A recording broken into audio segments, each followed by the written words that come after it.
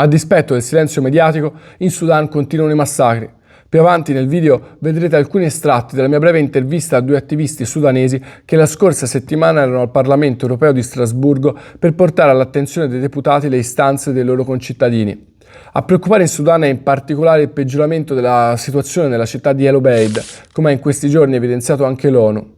La città è sotto assedio delle RSF, le forze di supporto rapido, una milizia paramilitare che dallo scoppio della guerra civile nel 2023 si è resa responsabile di migliaia di omicidi, stupri e violenze. Le RSF riescono a compiere i loro crimini anche attraverso la complicità di stati esteri, in particolare gli Emirati Arabi Uniti. Complicità che il Parlamento europeo ha menzionato esplicitamente per la prima volta in una risoluzione approvata lo scorso giovedì. Ce qu'on essaye d'apporter depuis ici, c'est le fait qu'en fait, voilà, les armes européennes, ils sont en train de tuer nos familles, ils sont en train de nous tuer nos proches. Et malheureusement, en fait, voilà, ces armes, en fait, voilà, on a pu identifier leur parcours et par quel chemin, en fait, voilà, ils arrivent au Soudan. Ils arrivent, en fait, voilà, par le biais des Émirats Arabes Unis. Donc, voilà, la responsabilité européenne s'inscrit dans deux cadres.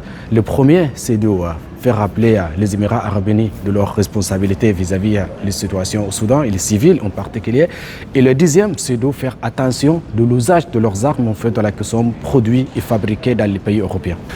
En tant que Soudanais, on est venu au Parlement européen pour échanger avec les députés de notre statut en tant que Soudanais, en tant qu'activistes.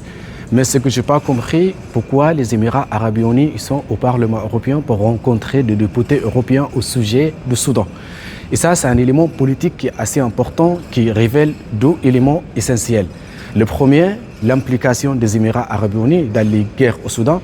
Quelque chose en fait, voilà, qui ne cesse pas de nier depuis toujours en fait, et qu'ils ne sont pas responsables de cette situation qui est au Soudan. Et la deuxième chose, parce que les Émiratis, en fait, ils ont peur de leur image.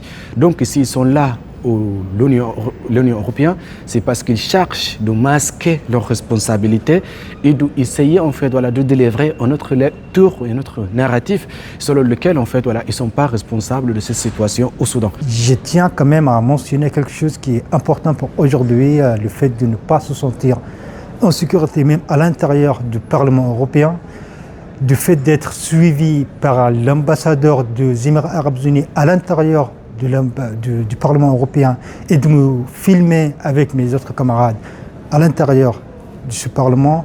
Et c'est gênant, c'est honteux aussi de se sentir menacé, même une fois on n'est plus dans ce pays, mais plutôt dans un pays qui nous a accueillis, qui est normalement là pour nous protéger.